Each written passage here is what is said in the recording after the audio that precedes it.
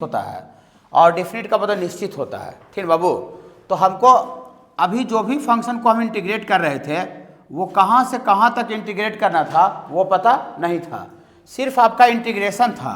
तो सिर्फ आपका अगर इंटीग्रेशन था बाबू तो उसको हम लोग इनडिफिनिट अनिश्चित बोल रहे थे। लेकिन अगर कहाँ से कहाँ तक अगर इंटीग्रेट करना है, कहाँ से कहाँ तक, x का वैल्यू 2 से लेकर 4 तक, कहाँ से कहाँ तक, मतलब लोअर लिमिट और अपर लिमिट, लोअर सीमा और अपर सीमा दिया रहे, मैंने सबसे कहाँ लोअर कहाँ है और अपर कहाँ तक इंटीग्रेट करना है, मैंने आपको सीमा दिया रहे कि यहाँ से यहीं तक आपको इंटीग्रेट कीजिए, जोड़िए, तो आपको उसको उसी को बाबू हम लोग डिफिनिट इंटीग्रेशन बोलते हैं। डिफिनिट का मतलब निश्चित होता है और इनडिफिनिट का मतलब अनिश्चित होता है। समझ रहे बाबू, अनिश्चित होता है। तो देखिए जितना भी डिफिनिट इंटीग्रेशन लगा हुआ रहेगा बाबू रहेगा, उसमें इसको नीचे कहाँ से कहाँ तक इंटीग्रेट करना वो लिखा रहेगा। लोअर लिमिट इसको बोलते हैं, इसको क्या बोलते हैं बाबू, अपर लिमिट, लोअर सीमा और अपर सीमा ऐसा बोला जाता है। लोअर सीमा और अपर सीमा इसको बाबू बोला जाता है। देखिए यहाँ से तो integration in the form of इस तरह से रहता है बाबू, ये आपका integration in the form of, integration in the form of ये a से b और ये बाबू आपका fx dx। देखिए ये fx का इंटीग्रेशन है विथ रिस्पेक्ट टू x और यह लोअर लिमिट x बराबर a से अपर लिमिट x और b, माने लोअर और अपर कहाँ से कहाँ तक इस फंक्शन को जोड़ना है, इंटीग्रेट करना है, वो दिया हुआ है। तो इस फॉर्म में जितना भी रहता है बाबू इसी को कहा जाता है बाबू इतना इज कॉल्ड, इतना इज कॉल्ड, इसको क्या कहा जाता है बाबू, इसको कहा जाता है definite integration, definite integration of f x function का विथ रिस्पेक्ट टू डब्ल्यू dot r dot t, d x का मतलब with respect to x, with respect to x from a lower limit, from a lower limit x बराबर a. ये जो ए है बाबू इसको lower सीमा बोला जाता है, नीचे वाला सीमा, लोअर मैंने छोटा वाला सीमा, ठीक ना। लिमिट मैंने समझते हैं, सीमा नहीं बोलते हैं, लिमिट में रहो मतलब अपना सीमा में रहो, अपना औकात में रहो, जहाँ तक तुम्हारा औकात है वहीं तक रहो, ठीक है। तो फ्रॉम लोअर लिमिट एक्स बराबर ए टू अपर लिमिट, अपर मतलब ऊपर वाला होता है, अपर लिमिट एक्स बराबर बी। ये जो ए है बाबू ये एक्स का वैल्यू होता है, अगर यहाँ डी एक्स है तो एक्स का वैल्यू एक्स बराबर ए और ये एक्स बराबर बी तक। अगर यहाँ डी वाई रहेगा ना, डी वाई, तो यहाँ वाई का वैल्यू होगा वाई बराबर ए से वाई बराबर बी। अगर यहाँ डी जेड रहेगा ना तो जेड बराबर ए से जेड बराबर बी होगा, ठीक है। तो यहाँ पर डी एक्स है, ज़्यादातर तो फंक्शन तो डी एक्स एक्स के टर्म ही रहता है इंटीग्रेट करने के लिए। तो यहाँ पर बाबू लोअर लिमिट एक्स बराबर ए टू अपर लिमिट क्या होगा बाबू, एक्स बराबर बी। तो इस रूप में जितना भी इंटीग्रेशन रहता है सबको बाबू हम लोग डिफिनिट इंटीग्रेशन बोलते हैं। Okay, definite. बोलिए सर इसका वैल्यू कैसे होता है, इसका वैल्यू कुछ नहीं होता है, जैसे पहले वैल्यू आप निकाल रहे थे बाबू इनडिफिनिट में, सब वैल्यू वैसा ही निकलेगा, खाली आपको एक्स के जगह पर अपर वैल्यू डाल के और माइनस करके लोअर डाल देना है। बोलिए कैसे सर, ऐसे देखिए सपोज करते हैं बाबू कि ये आपका एफ एक्स कोई फंक्शन है, एफ एक्स कोई फंक्शन, उसका इनडिफिनिट इंटीग्रेशन सपोज करते हैं आपका जी एक्स आ रहा है, जी एक्स प्लस सी। एफ एक्स कोई फंक्शन उसका इंटीग्रेशन कितना रहे बाबू, जी एक्स आ रहा है। एफ एक्स कोई भी हो सकता है, एनीथिंग, साइन कॉफ टेन एक्स का पावर एन लॉग फॉग कुछ भी एनीथिंग हो सकता है। यहाँ कोई फंक्शन मान उसका इंटीग्रेशन भी जी एक्स मान लिए। तो देयरफॉर अगर ये आपको है, देखिए ये एफ एक्स डी एक्स का इंटीग्रेशन ए से बी अगर निकालने के लिए कहेगा तो जो इसका इंटीग्रेशन आया है, जितना पहले आप पढ़े हैं 1.5 महीना से ज़्यादा, ठीक ना, जो इससे पढ़े हैं वैसा ही इसका वैल्यू लिखिए। तो इसका वैल्यू पर कितना माने हैं, जी एक्स। तो इसको जैसे जो आता था पहले इंडिफिनिट में वैसा ही लिखिए और लिख करके इस तरह का एक ब्रैकेट दीजिएगा, इस तरह का ब्रैकेट, और यहाँ लोअर लिमिट ए लिखिएगा, अपर लिमिट बी लिखिएगा। और अगला लाइन में एक्स के जगह पर ये अपर वाला वैल्यू डालिएगा, एक्स के जगह पर, क्योंकि एक्स का वैल्यू है ये, हाँ। तो एक्स के जगह पर अपर वाला वैल्यू डालिएगा तो जी बी, और ये प्लस सी कांस्टेंट है तो उसके जगह पर नहीं डलाएगा, प्लस सी कांस्टेंट है, और माइनस करके फिर लोअर वैल्यू डलाएगा, ये वाला लोअर। तो यहाँ माइनस करके अपर माइनस लोअर, तो यहाँ एक्स के जगह पर ए डालेंगे तो यहाँ से माइनस जी ए और अपर माइनस लोअर होगा, तो पूरा होल के पहले माइनस लगेगा तो ये भी माइनस में हो जाएगा और ये भी माइनस में हो जाएगा। तो अपर माइनस लोअर, ये भी माइनस में हो गया, वो भी माइनस हो गया, तो प्लस सी माइनस सी क्या हो जाएगा सर,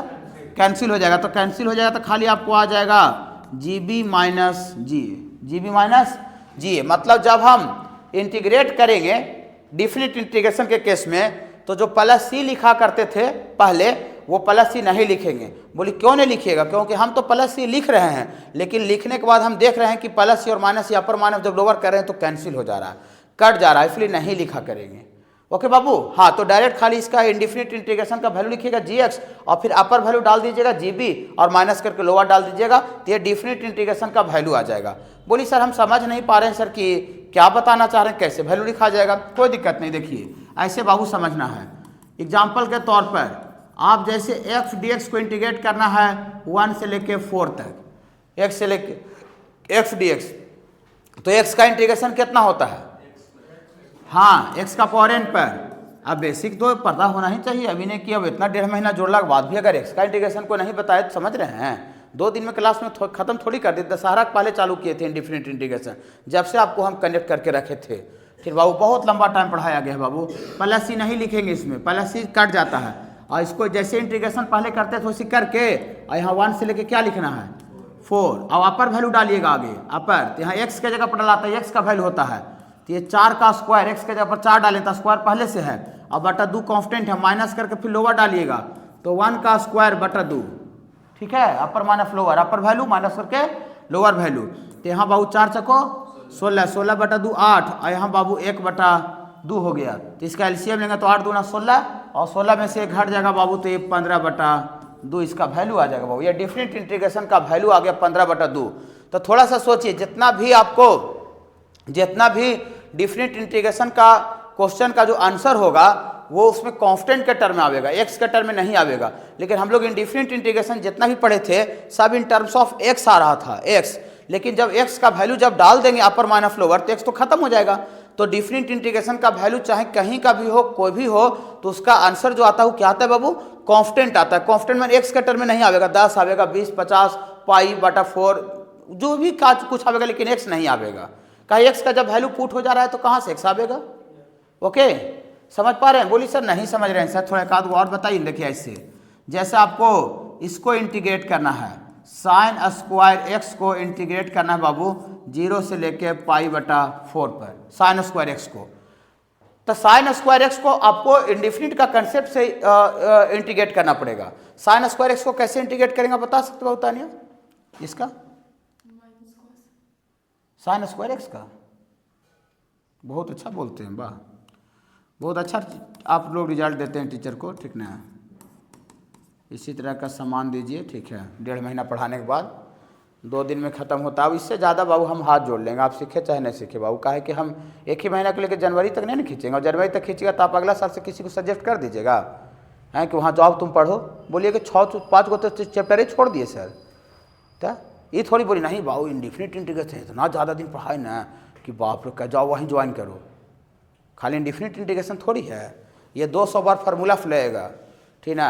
200 बार फार्मूला होता है 1 minus cos 2x 2 sine square x. यहाँ कॉस स्क्वायर एक्स रहेगा तो 1 प्लस कॉस 2x पर लगेगा 200 टाइम्स, ठीक ना? 1 नंबर का बोर्ड का भी ऑब्जेक्टिव क्वेश्चन है, क्या समझ रहे हैं आप? ठीक है।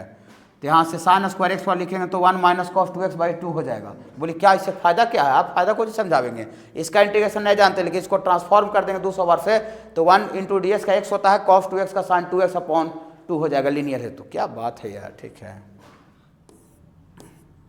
सब चीज़ मेरे हाथ में थोड़ी है क्या? सर ना, एक होता है कि रगड़ देना, ठीक है, हाँ रगड़ देना। तो 1.5 महीना पढ़ाने बाद कैसे कोई कह सकता है कि रगड़ दिए?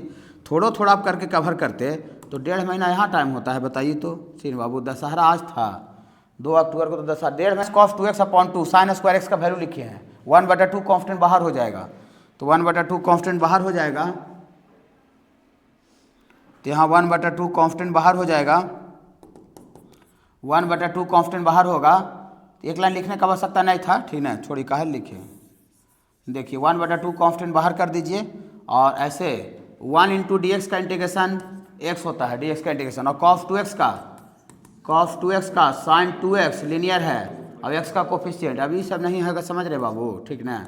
10 को हम लेक्चर डाले हैं, वहाँ से भी आप देख सकते हैं, थ्योरी जितना बार उतना मन बार रिवाइज कर सकते हैं। अब इसमें अपर वैल्यू डालेंगे, ये इंटीग्रेशन हो गया है, ठीक है। हाँ, यहाँ कॉस स्क्वायर रहता तो कॉस स्क्वायर भी रहता है, सर ना? 1 प्लस कॉस 2x लगता है, 200 बार में 2 गो होता है, ठीक है। 1 प्लस कॉस और 1 माइनस कॉस, ठीक है। तो यहाँ π/4 अपर वैल्यू डालेंगे तो π/4, और यहाँ साइन 2 इंटू π/4/2, और ये लोअर डालेंगे तो हम -0, और माइनस अंदर आएगा तो इसको प्लस कर देगा, और साइन 2 इंटू 0 और बटा 2, तो साइन 2 इंटू 0 0, साइन 0 वैल्यू 0 होता है।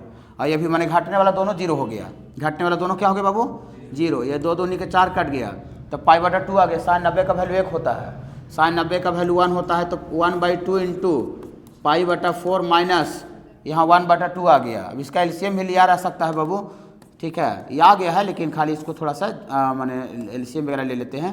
तो यहाँ पाई माइनस 2 हो गया, तो पाई माइनस 2, 2 दूनी 4, हाँ पाई माइनस 2, और इसको 2 है अंदर में गुना कर दीजिएगा तो आ जाएगा बाबू आपको ये पाई माइनस 2 बटा 8 आ गया। देखिए ऐसा कॉन्स्टेंट है कि एक्स के टर्म में है। हाँ, ये आपको ये डिफरेंट इंटीग्रेशन का ये वैल्यू आ गया। तो अभी तक आप क्या सीखे यहाँ तक में बेसिक, कि आप कोई भी क्वेश्चन को आप इंटीग्रेट करके, जैसे आप इंटीग्रेशन करते थे इंटीग्रेशन का मेथड से, और अपर वैल्यू ऊपर वाला वैल्यू डाल के और माइनस करके फिर लोअर वैल्यू डाल दीजिएगा, वही डिफरेंट इंटीग्रेशन का वैल्यू हो जाता है।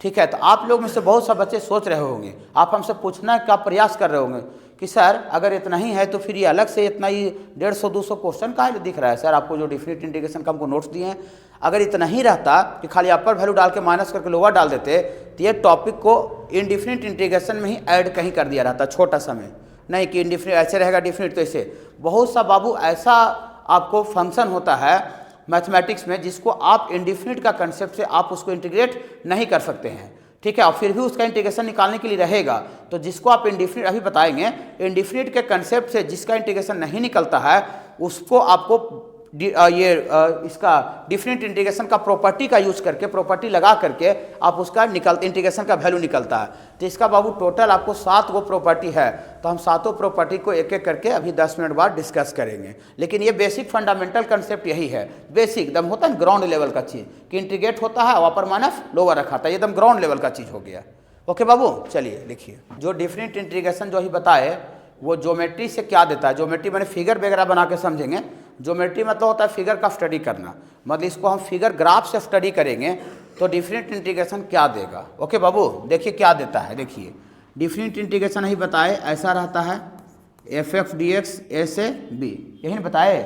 ये बाबू देता है area bounded by curve y बराबर fx, ये y बराबर fx, y बराबर fx कोई भी कर्व हो सकता है, साइन हो सकता है, कॉस हो सकता है, मॉड हो सकता है, इका पर एक्स होता है, जो आप कर्व जानते हैं पहले वो कोई भी कर्व हो सकता है।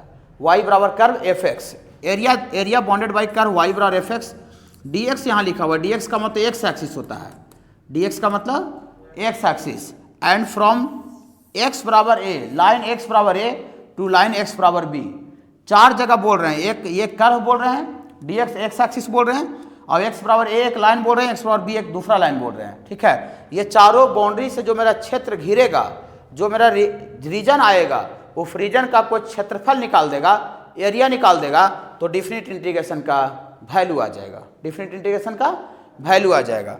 बोली कैसे सर? ठीक है, समझ नहीं पा रहे हैं क्या बता रहे हैं, देखिए क्या बता रहे हैं, इसको यहाँ देखिए।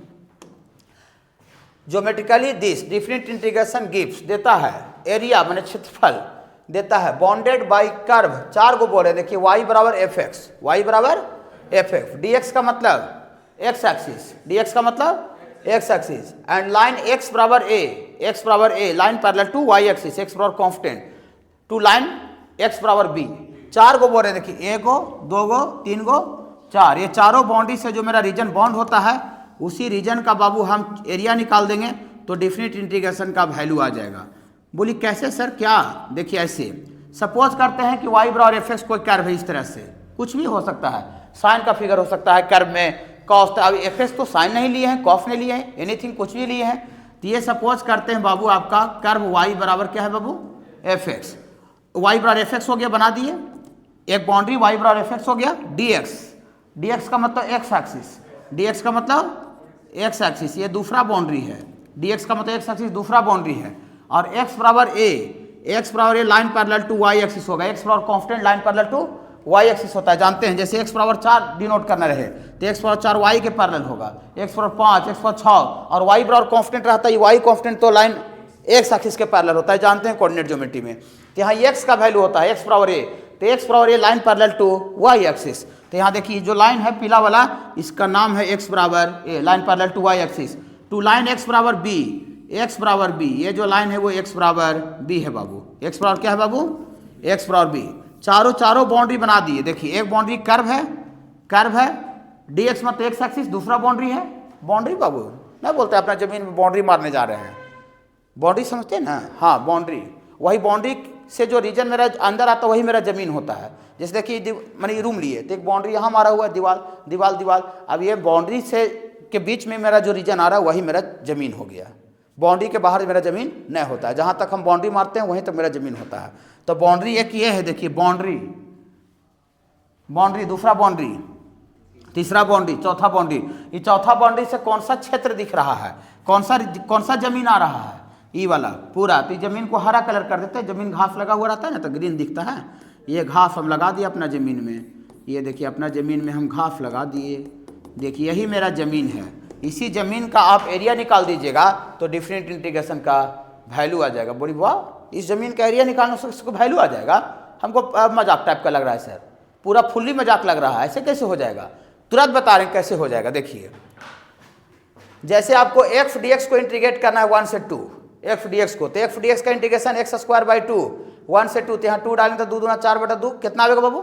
3/2। ये तो मैंने जो डिफरेंट इंटीग्रेशन से जो कंसेप्ट है उससे बनाए हैं, इसमें कुछ है नहीं।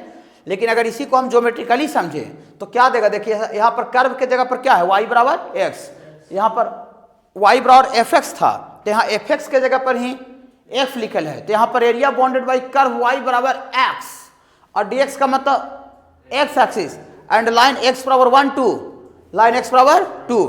तो देखिए कर्व y बराबर x बनाना जानते हैं, y बराबर x पर लाइन पासिंग थ्रू ऑरिजिन होता है, स्ट्रेट लाइन, हाँ कोऑर्डिनेट ज्योमेट्री में, और y बराबर -x रहेगा तो ऐसे बनेगा। तो y बराबर x आपको लाइन पर पासिंग थ्रू ऑरिजिन, देखिए ये लाइन का नाम है y बराबर x, area bounded by curve y बराबर x, dx का मतलब x एक्सिस, x बराबर 1, line parallel to y axis से x बराबर 2। ये चारों बाउंड्री से मेरा ये जो हरा जो जमीन दिख रहा है बाबू, पूरा घास लगा हुआ यही जमीन मेरा आ रहा है। देखिएगा एक बाउंड्री y बराबर x एक्सिस, dx का मतलब x एक्सिस, दूसरा बाउंड्री y बराबर x बराबर 1, तीसरा बाउंड्री x बराबर 4, चौथा बाउंड्री। तो चारों बाउंड्री से मेरा ये जमीन आ रहा है। देखिए y बराबर x, एक बाउंड्री x एक्सिस, दूसरा बाउंड्री x बराबर 1, तीसरा बाउंड्री x बराबर 4, x बराबर 2 माने चौथा बाउंड्री। तो चारों बाउंड्री देखिए, एक बाउंड्री ये है, एक बाउंड्री ये है, एक बाउंड्री ये है, एक बाउंड्री ये है। तो चारों बाउंड्री से मेरा कौन सा जमीन आ रहा है? ये वाला ना, यही जमीन को यहाँ घास लगा दिए हैं। अब इसी जमीन का एरिया निकाल देंगे तो डिफरेंट इंटीग्रेशन ये जो दिख रहा है उसका वैल्यू आ जाएगा। देखते हैं इसका एरिया कैसे निकालेंगे। ये जो दिख रहा है ABCD ये ट्रेपीजियम है, समप्लम चतुर्भुज, 8 क्लास ट्रेपीजियम का नाम सुने होंगे।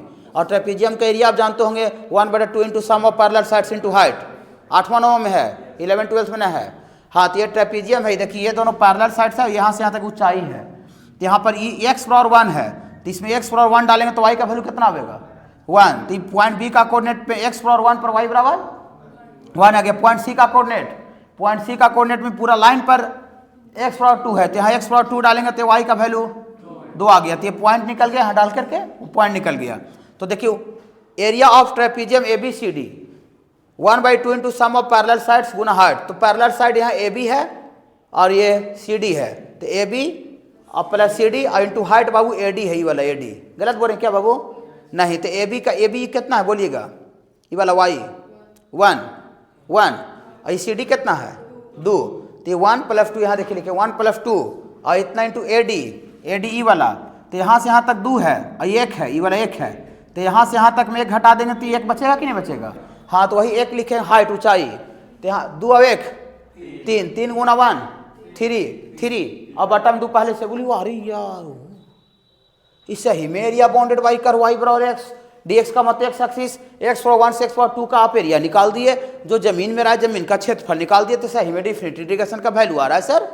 डिफरेंट इंटीग्रेशन को डायरेक्टली भी इंटीग्रेट किए थे अपर माइनस फ्लोवर करके, इंटीग्रेट करके अपर माइनस फ्लोवर, तब पर भी 3/2 आ रहा है। इस एरिया भी जमीन का क्षेत्रफल भी निकालें तब पर भी 3/2 आ रहा है। नहीं समझ रहे हैं? तो अगर बताइए डिफरेंट इंटीग्रेशन अगर एरिया नहीं देता तो क्या यहाँ जादू हम दिखा रहे हैं? जादू दिखा रहे हैं कि इसका एरिया निकालने से डिफरेंट इंटीग्रेशन का वैल्यू आ रहा है? नहीं, जादू नहीं दिखा रहे हैं।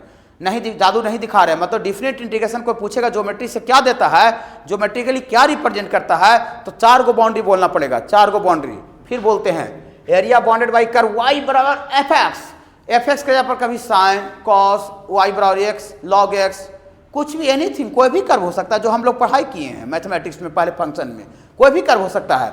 तो y बराबर एफ एक्स डी एक्स का मतलब एक्स एक्सिस, 4 बाउंड्री, ठीक ना।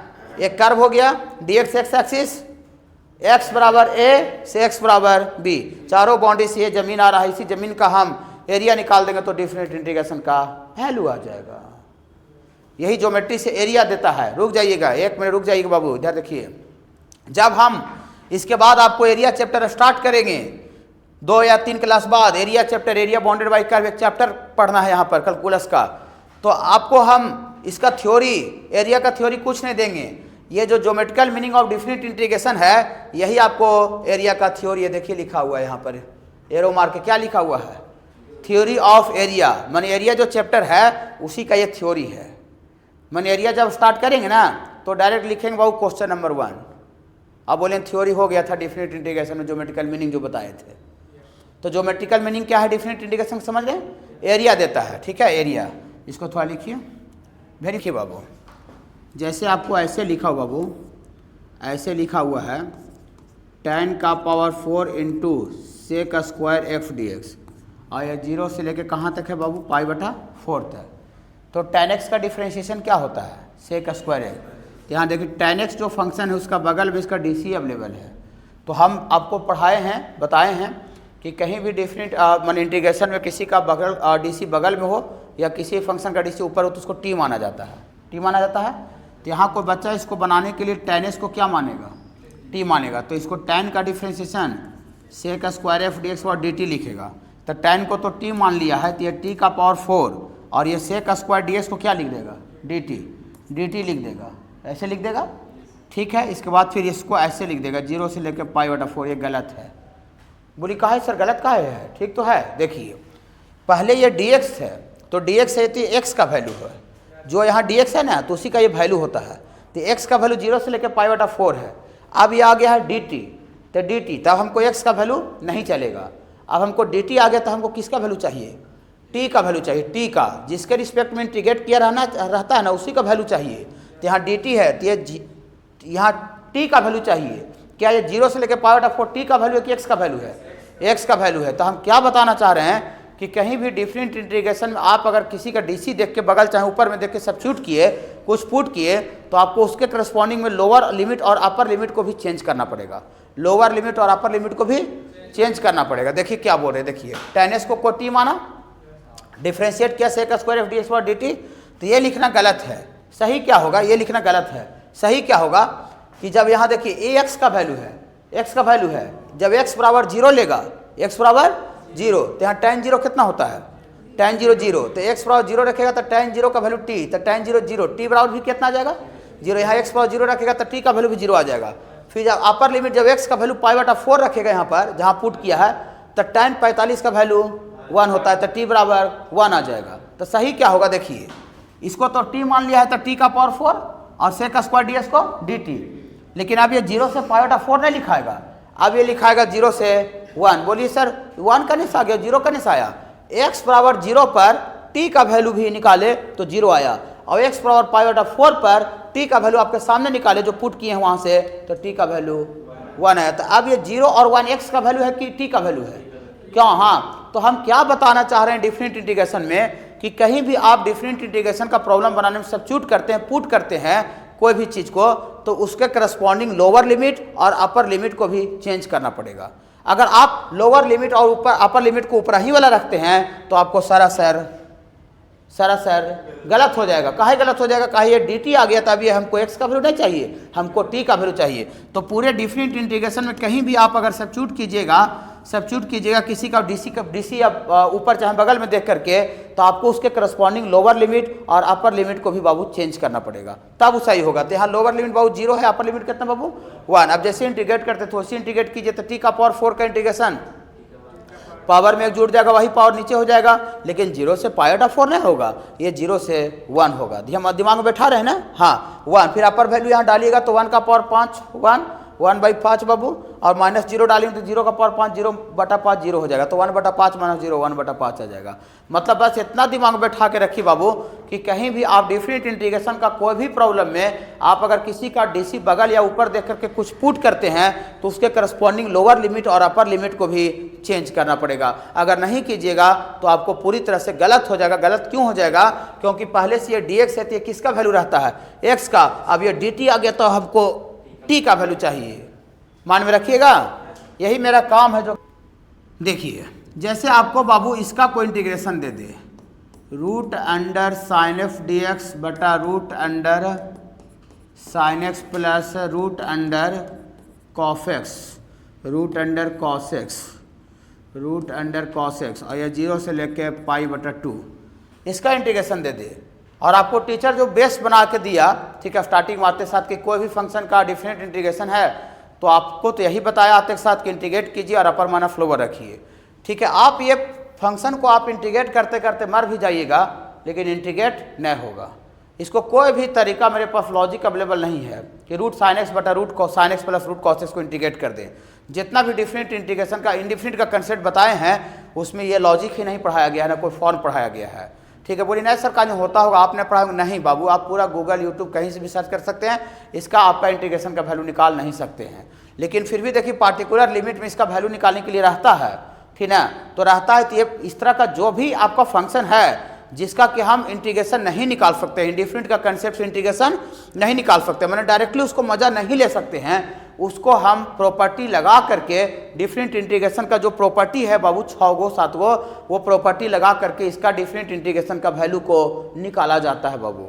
ठीक है, समझ रहे हैं? तो हाँ, तो प्रॉपर्टी हम उसी वहीं पर अप्लाई करेंगे जिसका डायरेक्ट हम इंटीग्रेशन नहीं जानते हैं। अगर हम डायरेक्ट मान लेते हैं किसी फंक्शन का जानवे करेंगे तो फिर प्रॉपर्टी लगाने की आवश्यकता क्या है? ठीक है बाबू, देखिए तो क्या लिखे प्रॉपर्टी कब यूज होता है, कहाँ यूज होता है, ये तो नमूना पेश किए कि इस तरह का सिचुएशन में प्रॉपर्टी यूज होगा।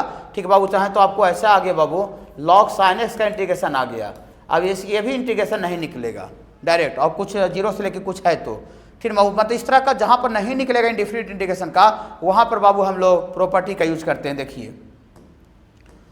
देखिए लिखा हुआ है, देखिए समटाइम्स माने कुछ समय, कुछ बार we can not integrate the function by using, we can not integrate the function, हाँ, by using concept of indifferent integration. मतलब बहुत बार ऐसा होगा या कुछ बार ऐसा होगा जो कि इंडिफरेंट इंटीग्रेशन का कंसेप्ट का यूज करके हम इंडिफरेंट इंटीग्रेशन का वैल्यू को निकाल नहीं सकते हैं। We can not integrate the function, माना फंक्शन को इंटीग्रेट नहीं कर सकते हैं। कैसे नहीं कर सकते हैं? बाय यूजिंग, यूज करके, प्रयोग करके the concept of indefinite integration. Indefinite integration जो पढ़ाई किए हैं, जो 1.5 महीना पढ़ाए, 1.5 महीना के 2 महीना के अप्रॉक्स जो अराउंड पढ़ाए, उसका यूज करके आप इंडिफिनिट इंटीग्रेशन का वैल्यू नहीं निकाल सकते हैं। आप जो वैल्यू नहीं निकलेगा तो फिर अपर माइनस लोअर डायरेक्ट होगा कैसे? सोचने की बात है। जब किसी का इंटीग्रेशन नहीं कर रहा है तो अपर माइनस लोअर कैसे होगा? तो देखिए integration that can be find with the help of properties of definite integration, माने उसको जिसका वैल्यू हम नहीं निकाल सकते हैं उसको निकाला जा सकता है। कैसे निकाला जा सकता है? With the help of properties of definite integration. Definite integration का प्रॉपर्टी के मदद से उसका वैल्यू को निकाला जा सकता है इन सम पार्टिकुलर लिमिट। इन सम पार्टिकुलर लिमिट मतलब कुछ खास लिमिट में। जैसे अभी हम रूट साइन एक्स का लिखे थे तो उसका इंटीग्रेशन 0 से लेकर π/2 में ही निकलता है। अगर वही कहा दे कि 0 से π/4 में निकालो, 0 से π में निकालो तो वो नहीं निकलेगा। मैंने कुछ खास लिमिट ही रख करके उसका वैल्यू क्या किया जा सकता है? निकाला जा सकता है, कुछ खास लिमिट में, वो बतावेंगे। तो पहला प्रॉपर्टी क्या है बाबू? 1 number f x d x a से बी। यहाँ देखिए एक्स है तो यहाँ पर क्या है? डी एक्स है। हम फंक्शन के अंदर कोई भी वेरिएबल चेंज करेंगे तो डिफिनिट इंटीग्रेशन के वैल्यू को चेंजिंग नहीं होगा। फंक्शन के अंदर कोई भी वेरिएबल, जैसे यहाँ एक्स है तो यहाँ डी एक्स है, यहाँ कोई टी कर दे तो बगल में डी टी कर दे, लेकिन ये लोअर और अपर दोनों का सेम रहे, वैल्यू में कोई फर्क नहीं पड़ेगा। जैसे देखिए अभी हम एक्स डी एक्स का इंटीग्रेशन अभी पीछे निकाले थे, एक्स डी एक्स का कितना आया था? 3/2, लेकिन यहाँ एक्स है तो यहाँ डी एक्स है, और एक्स से लेकर 2 तक इंटीग्रेट करना है। कोई जरूरी नहीं कि यहाँ एक्स है तो डी एक्स रहे, यहाँ कोई टी है और बगल में डी टी कर दे तो टी का इंटीग्रेशन t²/2, तो t²/2 तो फिर अपर माइनस लोअर रखेंगे तो 3/2 आवेगा। तो हाँ ऐसा थोड़ी कि नहीं टी डी टी कर दिया तो दूसरा आवेगा, जेड डी जेड कर देगा तो दूसरा आवेगा, नहीं, फंक्शन के अंदर कोई वेरिएबल चेंज कर दे, लेकिन खाली लोअर और अपर अगर सेम रखेंगे तो उसके वैल्यू में कोई चेंजिंग नहीं होगा। यहाँ भी ए से बी इंटीग्रेट करना है, यहाँ भी ए से बी इंटीग्रेट करना है, लेकिन यहाँ एफ डी एक्स है, यहाँ पर टी डी टी है। जेड डी जेड भी रह सकता है, पी डी पी रह सकता है, के डी के रह सकता है, क्या दिक्कत है? माने फंक्शन के अंदर वेरिएबल को चेंज करने से उसका वैल्यू नहीं बदलता है, वैल्यू सेम रहेगा, खाली बशर्ते लिमिट, अपर लिमिट और लोअर लिमिट सेम होना चाहिए। बहुत भारी चीज़ तो नहीं है, सामने दिख रहा है, ठीक है। दूसरा प्रॉपर्टी क्या है बाबू? ए से b f f d x का अगर ये अपर लिमिट को लोअर कर दे और लोअर लिमिट को अपर कर दे, माने पूरा दुनिया को उलट दे, नीचे वाला को ऊपर, ऊपर को नीचे कर दे, तो जो डिफरेंट इंटीग्रेशन का वैल्यू है वो माइनस साइन से मल्टीप्लाई हो जाता है। माने इसका वैल्यू अगर 10 आवेगा तो लिमिट को उलटने के बाद -10 आवेगा। जैसे ये क्वेश्चन को देख रहे हैं ऊपर, 1 से 2 इंटीग्रेट करना था तो इसका वैल्यू कितना आया? 3/2, लेकिन 1 से 2 में नहीं रहे, 2 से 1 रहे और सेम रहे, तो यहाँ अब अपर वैल्यू 1 डलाएगा तो 1/2 और माइनस करके लोअर डलाएगा तो 2 का स्क्वायर 4/2, तो 1/2 में सब 4/2 जाएगा तो -3/2 आ गया। ऐसे भी सोचिए, पहले ऊपरे वाला वैल्यू डला रहा था और माइनस करके लोअर, अब उल्टा डलाएगा तो वैल्यू माइनस में ही आएगा। पहले 4 में से 8 घट रहा होगा तो 8 - 4 घटेगा, तो लोअर को अपर और अपर को लोअर करने से जो डिफरेंट इंटीग्रेशन का जो वैल्यू है वो माइनस साइन से मल्टीप्लाई हो जाता है। ये प्रॉपर्टी है, याद रखिएगा, लिखिए दो। बाबू हम आपको जो कंटिन्यूटी पढ़ाए थे उसमें आपका क्रिटिकल पॉइंट बताए थे, क्रिटिकल पॉइंट C.P। कोई बच्चा बता सकते हैं कि C.P क्रिटिकल पॉइंट क्या था? हाँ, जिस पॉइंट के अबाउट फंक्शन अपना वैल्यू को चेंज करता है या साइन चेंज करता है, साइन मैंने चिन्ह, पॉजिटिव से नेगेटिव, नेगेटिव से पॉजिटिव हो जाए, नहीं बाबू, जिस पॉइंट के अबाउट फंक्शन अपना वैल्यू चेंज करता है, वैल्यू मैंने मान, ठीक है। जैसे ऐसे नहीं रहता था लिमिट कंटिन्यूटी में, एफ एक्स बराबर दे रहता था x+2, x बड़ा है 4 से, फिर और कुछ दे रहता था x लेस इक्वल 4, तो 4 से बड़ा में दूसरा दे ले, 4 से छोटा में दूसरा दे ले, तो कौन सा पॉइंट के अबाउट 4 पर चेंज हो रहा है? तो जिस पॉइंट के अराउंड फंक्शन अपना वैल्यू चेंज करता है या साइन बदलता है, जैसे ऊपरे रहे प्लस और नीचे रहे माइनस, तो पॉजिटिव से नेगेटिव हो जाए, चाहे नेगेटिव से पॉजिटिव हो जाए, उस सारे पॉइंट को हम लोग क्रिटिकल पॉइंट बोलते हैं। तो बोलिए सर, तो फिर यहाँ वापस काहे बता रहे हैं सर? ठीक ना, डेफिनेट इंटीग्रेशन पढ़ाते पढ़ाते उधर का टॉपिक बोलने लगते हैं, क्यों बोल रहे हैं? इसका यूज है बाबू, इसलिए बता रहे हैं, ठीक है। देखिए ए से b f f d x का जो इंटीग्रेशन होता है वो आपका ए से C1, फिर C1 से C2 plus f f d dot dot dot CN से लेके B होता है। मतलब ए से b f f d x का कोई ज्योमेट्रिकल मीनिंग कहेगा तो क्या मिलेगा? Area bounded by curve y बराबर एफ एक्स, अभी जो बता रहे थे, और डी एक्स का मतलब एक्स एक्सिस, और x बराबर a से लेके x बराबर b तक, माने यहाँ से यहाँ तक पूरा जमीन मिलेगा। अब इस जमीन को कोई 2 पार्ट, 4 पार्ट, 5 पार्ट में तोड़ करके भी सबको निकाल के जोड़ सकता है, तो पूरा जमीन आ जाएगा। तो देखिए यहाँ पर हम लोग C1 पर लिमिट को ब्रेक कर दिए हैं, C2 पर ब्रेक किए हैं और डॉट डॉट डॉट CN, तो जो भी जिस पॉइंट पर लिमिट को ब्रेक किया गया है C1, C2, C3, CN, वो सब इंटीरियर पॉइंट होना चाहिए इन इंटरवल A से B, माने जहाँ से जहाँ तक जमीन जा रहा है उस इंटरवल का पार्ट होना चाहिए C1, C2, C3। बोली सर क्या बोल रहे हैं सर, कुछ पता नहीं चल रहा। देखिए जैसे ए से लेके मेरा बी जमीन है, अब इसको कोई ए से लेके बी डायरेक्टली एक सलगा नहीं निकाल करके, कोई ए से लेके C1 इस पोर्शन का जमीन निकाल दिया, ब्लू वाला के इस पोर्शन का जमीन निकाला, इस पोर्शन का एरिया, फिर C1 से लेके C2 इस पोर्शन का ये निकाला, फिर C2 से लेके C3, अब ऐसे करते करते फिर CN से लेके B इस पोर्शन का निकाला, और सब छोटा छोटा पोर्शन का एरिया निकाल के सबको जोड़ दिया, तो मेरा कौन जमीन का एरिया आ जाएगा? कहाँ से कहाँ तक जमीन का एरिया आ जाएगा? इससे लेके बी। सोचने के बात है। देखिए जैसे बेंच है, ये बेंच है, चाहे रूम लेते हैं, रूम, तो रूम यहाँ से लेके उस दीवार तक है, ठीक है। अब मान लेते हैं कि यहाँ से यहाँ तक ये रूम का जो पार्ट है, इसको कोई छोटा छोटा पार्ट में तोड़ दे, आगे यहाँ से लेके यहाँ तक एरिया निकाल दी पूरा, फिर यहाँ से लेके ये वाला पोर्शन का एरिया निकाल दे, फिर इसके आगे का पोर्शन का एरिया निकाल दे, फिर उसका आगे का आगे करके, और सब यहाँ से यहाँ तक सारा पोर्शन का एरिया निकाल के जोड़ दे, तो कॉमन सेंस की बात है, 12 का बच्चा उतना समझ सकता है कि पूरा रूम का एरिया आएगा कि नहीं आएगा। ये हमको बेंच का एरिया निकालना है, तो बेंच का एरिया निकालना है तो छोटा छोटा पार्ट आगे यहाँ से यहाँ लिया, फिर यहाँ से यहाँ लिया, फिर यहाँ से यहाँ लिया, यहाँ से यहाँ सारा पार्ट को जोड़ देगा तो पूरा किसका एरिया आ जाएगा? बेंच का आ जाएगा। लेकिन एक क्वेश्चन आप लोग पूछिएगा कि सर अगर हम बेंच का पूरा एरिया अगर निकाल सकते हैं तो फिर छोटा छोटा ये सब तोड़ एरिया निकाल के फिर जोड़ने का काम क्यों, बेगारी वाला काम क्यों कर रहे हैं कि आगे यू वाला निकालो, फिर ही निकालो, C1 से C2 निकालो, C2 से C3 निकालो, सबको जोड़ो तब एरिया ऐसे भी, ये तो आवेगा सर, आवेगा, लेकिन वैसा कर क्यों रहे हैं सर? टाइम पास करने के लिए आप आए हैं यहाँ पर, हम लोग आए हैं नहीं। जैसे देखिए जैसे ये आपका बेंच है, ये बेंच का सपोज करते हैं लेंथ जो है वो 20 सेंटीमीटर टाइम 20 मीटर है और इसका चौड़ाई कुछ है 2, तो इसका एरिया आपको 20 गुना 2 40 आ जाएगा। रेक्टेंगल शेप में है, लंबाई इंटू चौड़ाई। अब ऐसे कोई हमको मूर्ख बनावे, ठीक है ना, कि देखो ये पूरा 20 है ने, यहाँ से यहाँ तक कि 4 ले लो, ये वाला 2 है, 4 दूनी 8 हो गया एक पार्ट का एरिया, फिर यहाँ से यहाँ तक 2 ले लो, फिर ये वाला 2 था तो 4 दूनी 8 आ गया इसका भी, फिर यहाँ से यहाँ तक 3 ले लो, फिर ये वाला 2 है तो 3 दूनी 6, फिर यहाँ से यहाँ तक ले लो और सबको जोड़ो ना जी, आ जाएगा। मारेंगे 2-4 तब लाग देंगे, 2-4 तब लाग देंगे। बोले कह रही है तुम मूर्ख बना रहे हो हमको हैं कि इतना इतना पार्ट का एरिया निकालो, जब हम इसका पूरा बेंच का एरिया हम अगर 5 सेकेंड में बता सकते हैं 20 गुना 2 40, और हमको ऐसे पार्ट पर कोई निकाल के जोड़ेगा तो हम उसको मारेंगे नहीं। तो यहाँ पर जो C1 C2 C3 पर जो लिमिट को हम ब्रेक कर रहे हैं, ब्रेक करना गलती नहीं है, ठीक है, ए से लेकर C1 से C2 C2 से C3 लास्ट में B गलती नहीं है, लेकिन हम लोग C1 C2 पर जो लिमिट को ब्रेक कर रहे हैं वो मनसौखी पॉइंट नहीं है, वो C1 C2 C3 critical point है।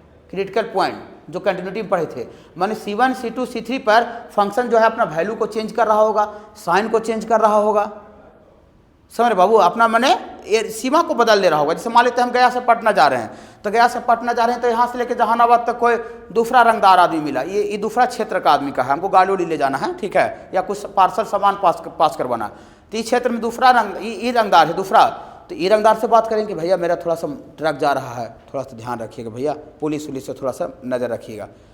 जहानाबाद से पार कर गया तो ये रंगदार वो काम करेगा, उधर दूसरा रंगदार है, उसका दूसरा का इलाका है, तो उधर दूसरा का इलाका है तो वहाँ दूसरा जगह से बात करना पड़ेगा। सोचने की बात है, ये सोचे यही रंगदरवा सोने भी पटना तक और दिल्ली दिन 33 का खेला है मजाक है। एक आध कोई गांव का माने कोई रहता है मेन आदमी, जैसे गांव से प्रखंड स्तर में जाइएगा थाना ब्लॉक, उसका कोई चलती नहीं चलता है। गांव में सब मैटर सुलझा देगा लेकिन उसका थाना ब्लॉक तक नहीं चलता है, तो वहाँ तो उससे कम नहीं होता है। तो जिस पॉइंट के बाद फंक्शन वैल्यू चेंज करता है, साइन चेंज करता है, तो उस पॉइंट पर लिमिट को क्या करना पड़ेगा, ब्रेक करना पड़ेगा। हमको तोड़ने का शौक नहीं है, हमको तोड़ने का शौक नहीं है। हम तो चाह रहे थे गया से लेकर जा रहे हैं पटना तो एक ही रंगदार से काम चल जाए, लेकिन इस रंगदार का वहाँ तक सीमे नहीं था। एगो जो पहला रंगदार से जिसे हम कॉन्टेक्ट किए थे उसका वहाँ सीमे नहीं था, ठीक है। जैसे आप यही सोचिए ना, जैसे आप यहाँ से पास कर दिएगा 12, अब आपको कॉलेज में जाना है, यूनिवर्सिटी में जाना है, तो मेरा वहाँ का सीमा है, हम क्या अपना कॉलेज यूनिवर्सिटी में पढ़ा सकते हैं? नहीं, मेरा सीमा तो यहीं तक है। तो आपको जब इसके पास कर दिएगा तो दूसरा आदमी से कॉन्टेक्ट करते हैं कि भैया कौन कॉलेज है, कौन यूनिवर्सिटी है, ठीक है। अगर कॉन्टेक्टो करते हैं तो मैंने हम ही से कॉन्टेक्ट करते हैं, लेकिन हम अपना जगह पर नहीं रख सकते हैं, आपको हमको दूसरा जगह भेजना पड़ता है। देखिए तो क्या लिखे हैं, तोड़ना ठीक है, गलती नहीं, सबको तोड़ तोड़ के जोड़ रहे हैं तो पूरा एरिया आवेगा, लेकिन यहाँ लिखे नोट में we break the limit of function, हम लोग फंक्शन का लिमिट को जो ब्रेक कर रहे हैं C1 पर, C2 पर, C3 CN पर, वो सब आर ओनली क्रिटिकल पॉइंट होना चाहिए, CP होना चाहिए, मनसौखिया पॉइंट नहीं होना चाहिए। मनसौखिया रहेगा तो 3-4 तबला आपको खींच के दे देगा, ठीक है, मार देगा आपको कि काहे हमको मूर्ख बना रहे हो। हम इस रूम का पूरा एरिया निकाल सकते हैं और ऐसे पार्ट बाय पार्ट निकाल के जोड़े, तो पागल ने बनाया तो मारेंगे नहीं उसको, ठीक है। ये तो लंबाई तो चौड़ाई करके निकालो नहीं रूम का एरिया, तो ये इतना छोटा छोटा पार्ट बेगारी काल का, इतना तुमको टाइम है, समझ गए होंगे। बोली सर ऐसे तो समझ ही रहे हैं, लेकिन क्वेश्चन में यूज कैसे करेंगे सर? वो तो हम समझ रहे हैं, ठीक है, क्रिटिकल पॉइंट ब्रेक करेंगे, मनसौखिया नहीं करते हैं। देखिए हेयर जो C1 पर जो तोड़े हैं, C2 पर जो तोड़े हैं, C3 पर जो तोड़े हैं, उसका सब क्या हो है, क्रिटिकल पॉइंट है, CP है। जैसा आपको हम सामने एक एग्जांपल दे रहे हैं, देखिए माने कहीं भी आपको जिस पॉइंट के अराउंड फंक्शन अपना वैल्यू चेंज करता है, साइन चेंज करता है, उस पॉइंट को बाबू हम लोग क्रिटिकल पॉइंट बोलते हैं। क्रिटिकल पॉइंट पर लिमिट को क्या करना पड़ता है बाबू, ब्रेक करना पड़ता है। जैसे एक एग्जांपल देते हैं, mod of f dx i-1 से लेकर 3, इसको इंटीग्रेशन है। बोली वाह, ये बहुत इंपॉर्टेंट क्वेश्चन है, ये हर एक जगह दिखेगा। देखिए बोली सर आप लगता है थोड़ा गड़बड़ थोड़ा पढ़ाते हैं सर, आप पूरा इंटीग्रेशन पढ़ाए लेकिन मॉडल्स का इंटीग्रेशन नहीं पढ़ाए सर, हम मॉडल्स का डिफरेंशिएशन भी नहीं पढ़ाए, तो ये मॉडल्स को इंटीग्रेट होगा कैसे सर? आपने इंटीग्रेशन के अंदर मॉडल्स लिख दिए हैं। नहीं, मॉडल्स का इंटीग्रेशन बिल्कुल नहीं होता, अभी भी बोल रहे हैं, अभी हम बात से पलटे नहीं है कि मॉडल्स का इंटीग्रेशन होता था लेकिन बताए नहीं है, नहीं होता है। मॉडल डिफरेंशियल इंटीग्रल फंक्शन नहीं है, तो मॉडल्स को यहाँ पर हटाना पड़ेगा, मॉडल्स को हटाना पड़ेगा। देखिए तो मॉड का ग्राफ पूरा सब पढ़े ले हैं, उसमें हाँ, अगर कुछ छोटा है तो डायरेक्टली कंप्लेन कीजिए, ठीक है ना, बोल्ड आवाज में बोलिए आकर के दम ऑफिस में, ठीक है, कि आपके साथ हम पढ़ रहे थे लेकिन सर ये वाला छूट गया है, ठीक है, ये तो बताया ही नहीं है। देखिए मॉडल्स का फिगर होता है, ये अलग अलग नाम दीजिएगा, तो y बराबर x लाइन है, सॉरी y बराबर -x लाइन है, ये वाला लाइन है y बराबर, बोलिए ये सब नहीं पढ़ाए हैं सर बाबू हाँ, तो कौन सा पॉइंट पर अपना फंक्शन अपना वैल्यू को मॉडुलस चेंज कर रहा है? 0 पर। 0 के पीछे y बराबर माइनस एक्स है और 0 के आगे y बराबर x है, तो मॉड x जो है ओरिजिनल फंक्शन वो x बराबर 0 पर उसका क्रिटिकल पॉइंट है। लेकिन अगर ऐसे रहेगा x प्लस 2 का मॉडुलस रहेगा तो इसका क्रिटिकल पॉइंट क्या होगा? इसका क्रिटिकल पॉइंट -2। कैसे निकालते हैं क्रिटिकल पॉइंट? देखिए अंदर जो घुसा हुआ है ये सब बोलना पड़ेगा, बहुत कंटिन्यूटी डिफरेंशिएटी बहुत जम कर पढ़ाया हुआ है, ठीक है। हम पढ़ाते हमको पता है सर ना, हाँ कॉपी मेरा जवाब देगा कि हम क्या पढ़ाए हैं। ये मॉड एक्स है तो अंदर वाला को बराबर डायरेक्ट 0 करते हैं तो जो वैल्यू आता है वही उसका क्रिटिकल पॉइंट होता है। तो यहाँ अंदर में मॉड एक्स नहीं है एक्स प्लस टू बराबर 0, एक्स बराबर -2, माने ये जो फंक्शन अपना वैल्यू चेंज करेगा वो -2 पर चेंज करेगा। कहे भैया -2 से छोटा लो हम नेगेटिव हैं, -2 से बड़ा लो हम पॉजिटिव हैं, -2 लो हम 0 हैं। कि दूसरा जगह 0 पर हाथ उठावेगा ये कि 0 के आगे हम पॉजिटिव हैं 0 के पीछे नेगेटिव हैं? नहीं, ये 0 न, ये 0 न, 0 पर ही और ओरिजिनल, ठीक है। ये सब हमको कॉपरेट कीजिए तब ना हमको मजा आएगा। पढ़ाई हुआ चीज़ में कॉपरेट नहीं किया तो हमको मज़ा नहीं आता है बाबू, ठीक है। देखिए कोई भी टीचर चाहता है कि उसका बच्चा पढ़ाया हुआ चीज़ में उसको कॉपरेट करे, ठीक बाबू। देखिए उसको भी कॉन्फिडेंस डेवलप होता है कि हम बच्चा को इतना सिखाए, ये बच्चा आगे जाके 0 से इधर ये नेगेटिव होता है, इसके आगे ये पॉजिटिव होता है, तो 0 इसका क्रिटिकल पॉइंट है। तो -1 से 3 जा रहा है, यहाँ है -1 से लेकर जहाँ कहाँ तक रहा है, तो इसको कहाँ से कहाँ तक इंटीग्रेट करना है? -1 से लेकर 3 तक, -1 से 3 तक। लेकिन -1 से 3 जो है उसमें 0 जो है उसका क्रिटिकल पॉइंट है। माने -1 से 0 एक रंगदार है नेगेटिव जिसमें होगा ये, और 0 से लेकर 3 तक दूसरा रंगदार है, रंगदार है, ठीक है। ऐसे समझिए, ठीक है। देखिए तो इसको देखिए क्या लिखेंगे, -1 से 3 तक एक साल का इसको इंटीग्रेट। हम तो चाह रहे थे कि मॉडल्स को डायरेक्ट इंटीग्रेट करके अपर माइनस लोअर रख दो, लेकिन हमको डायरेक्ट इंटीग्रेशन तो होगा नहीं, मॉडल्स का कोई इंटीग्रेशन नहीं पढ़ाए हैं, होता ही नहीं है, ठीक है। चलिए तो हम -1 से लेके 3 ये जो मॉड एफ डी एक्स है, देखिएगा जादू देखिएगा, -1 से 0 करें 0 आया, कहाँ से आया समझ में आया? हाँ समझना पड़ेगा, पूरा कंटिन्यूटी से पूरा पढ़ ले यार, है ना। अभी कैलकुलस ही चल रहा है। फिर क्या 0 से लेके 1 भी लें, 0 से 1 लेंगे, मन है मनसौखिया तोड़ेगा मारेगा 3-4 तब आपको देगा, हमको तब तोड़ना मजबूरी हो जाता है, ठीक है। हाँ 0 से लेके 3 बस बुरी अब हो जाएगा। अभी मॉडलफ ने हटा नहीं है लेकिन हटेगा। देखिए अभी -1 से 0 कुछ लेगा यहाँ पर तो नेगेटिव आएगा, 0 से पीछे तो 0 से लेके -1 में ये एक्स क्या है, नेगेटिव है कि पॉजिटिव है? नेगेटिव। अरे तुम इस एरिया में नेगेटिव हो लेस देन 0, और 0 से लेकर 3 में एक्स क्या है, ये वाला एक्स। ओह ऐसा तोड़ने से मॉड के अंदर जो घुसा हुआ था उसका साइन अब पता कर लिए। साइन मतलब चीज कि तुम पॉजिटिव हो कि नेगेटिव हो, हाँ। और जब तक मॉडलेस के अंदर घुसा हुआ का साइन पता नहीं चलेगा जब तक आप मॉडलेस से बाहर नहीं निकल सकते। पता रहता है तुम पॉजिटिव हो, अंदर वाला डायरेक्ट बाहर निकलो, अरे मॉड के अंदर घुसा हुआ नेगेटिव हो, वो घुसा हुआ पहले माइनस लगाओ। इसे पढ़ाए हैं? हाँ देखिए मेरा नाम बच्चा का मेहनत में छिपा हुआ रहता है, इतना जानिए। बच्चा मेहनत कर देगा मेरा नाम हो जाएगा, ठीक है। अब बच्चा मेहनत नहीं करेगा सब गुड़ गोबर हो जाएगा। कितनों पढ़ा के भेजा दें, कैलकुलस का 5 गो कॉपी भरवा दें, कोई फ़ायदा नहीं होगा, मेरा नाम उसमें दब है ही नहीं है, ठीक है। देखिए अरे तुम नेगेटिव हो जी, इस एरिया में तुम नेगेटिव हो, अच्छा देखिएगा जादू देखिएगा, जादू पसंद नहीं पड़ा हमको। मॉडलस करने चल गया, हवा में चल गया, वही तो मॉड से बाहर निकल नेगेटिव है तो मॉडलस से बाहर निकला तो घुसा हुआ कि पहले माइनस लग गया तो माइनस कांस्टेंट था बाहर कर दिया। अब इसका इंटीग्रेशन जानते हैं कि नहीं जानते हैं? एक्स का इंटीग्रेशन x²/2। अभी ब्रेक नहीं करते तो क्या मॉडलस हटता? नहीं, ठीक है। चलिए अरे तुम पॉजिटिव हो 0 से 3 में जी, पॉजिटिव हो तो अंदर वाला डायरेक्ट बाहर। देखिए मॉडलस का छू मंतर हो गया, ठीक है।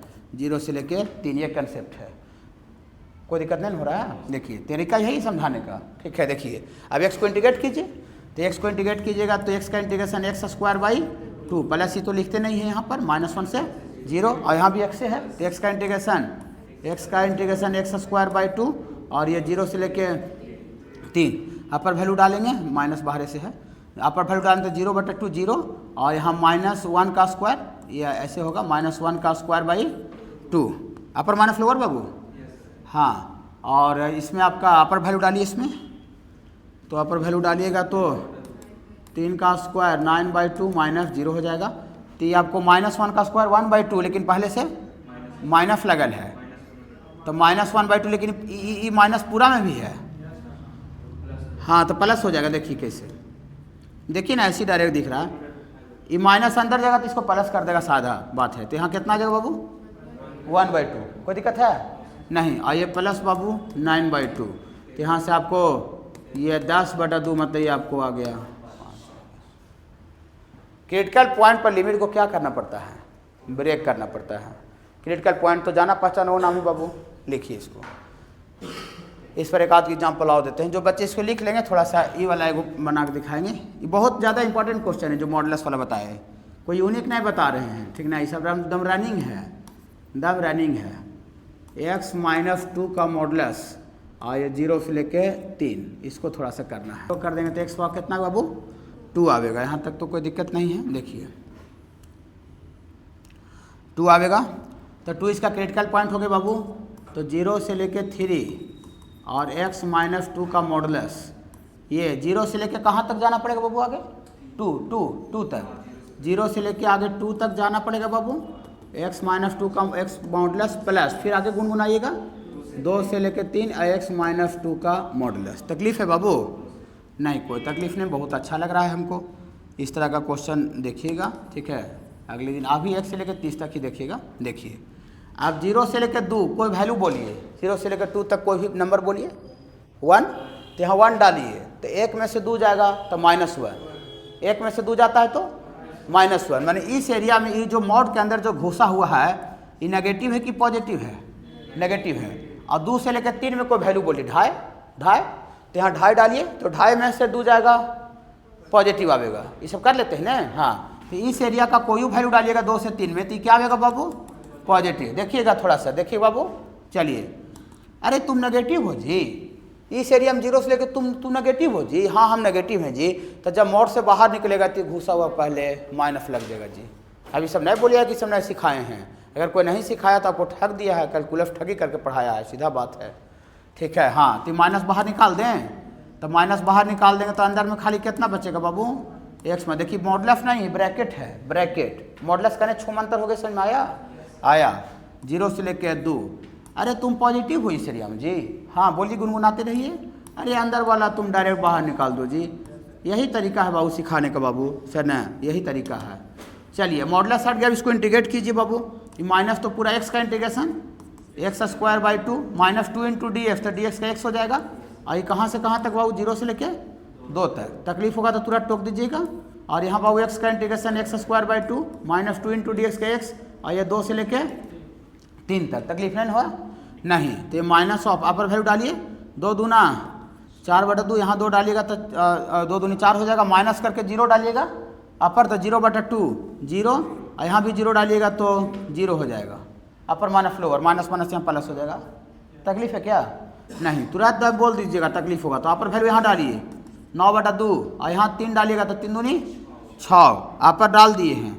अपर करके माइनस करके लोअर डालिए, तो अपर माइनस लोअर, तो माइनस यहाँ लोअर 2 है, तो 2 डालिएगा तो 2 दूना 4/2, और अपर माइनस लोअर, तो यहाँ 2 डालेंगे, हाँ तो माइनस प्लस 4 हो जाएगा। ये सब कर लेते हैं ना अपर माइनस लोअर, हाँ। चलिए तो 2 दूनी 4 कट गया, तो 2 में से 4 गया -2, अब पहले से माइनस है, हाँ। तो यहाँ से आ गया 2, और इधर आपको आ जाएगा, इधर आपको 9/2 माइनस, ये आपको 2 दूनी 4 कट जाएगा, तो -2 -6 -8, -6 -2 -8, और -8 में +4 जुड़ जाएगा तो -4 हो जाएगा, -4। तो यहाँ से बाबू आपको आ जाएगा 2, इसका एलसीएम लेंगे तो 2 होगा, तो यहाँ 9 और 4 दूनी 8 होगा, तो 9 में से 8 गया 1/2, तो यहाँ से 2 प्लस 1/2, तो 2 प्लस 1/2 तक कितना है बाबू, 5/2। ऐसा आ रहा था बाबू रंजन, हाँ। कंसेप्ट समझे?